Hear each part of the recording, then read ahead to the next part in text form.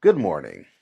The following video will contain graphic yet not vulgar descriptions of a sexual act. You may now take this opportunity to stop the video if such material bothers you. Let us begin. Hey y'all, what's up? In today's episode of Shit I Be Thinking About, if you'd like to be on the receiving end of anal sex, you need to plan that shit out and share the information with your partner. This isn't something you just drop on someone at the moment you want it to happen. The shit might not go well. The same kind of goes for people who like to dole out the punishment. This isn't something I really like to do, so I cannot speak on the subject from that end. I imagine you would have to be rather convincing and make sure there's plenty of lube involved. Well, let me first emphasize that I am in no way kink shaming. People like what they like, and I respect that. Certain shit just needs to be discussed. Not everyone likes those kinds of surprises, even if it is for a birthday. Then again, I could be wrong. Some guys look forward to that being the only time of year they can explore the brown cave. But sex isn't all it is cracked up to be from my perspective. I suppose it could be seen as a sexual power move of sorts. I digress. Let's get back on track. Might I also suggest things like perhaps having an agreeable diet to match your enthusiasm for such an activity? I mean, you can't go hit up Mad Mex and scarf down an entire gobblerito, then expect your lover to take the risk of poking you in the stinker without the reality of certain consequences occurring. Which, of course, brings me to the following story. My former partner enjoyed it and talked about it regularly. She explained to me that while having sex with her college boyfriend years ago, he slipped out and accidentally hit the wrong hole. It went right in and didn't hurt, so they just kept going. And that's how she became a fan of the sport. Excuse the fuck out of me. A lot of us have had the experience of slipping out and accidentally bumping the starfish in the heat of the moment.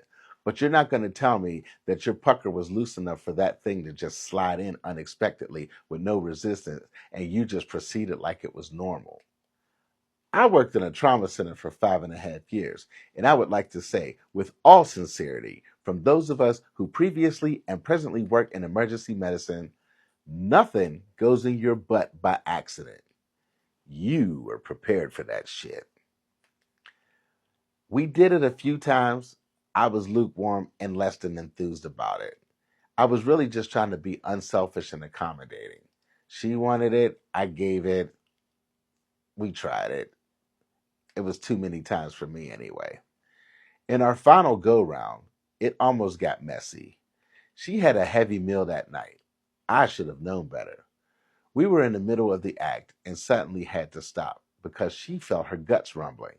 I withdrew rather quickly. She hauled ass to the toilet without shutting the door.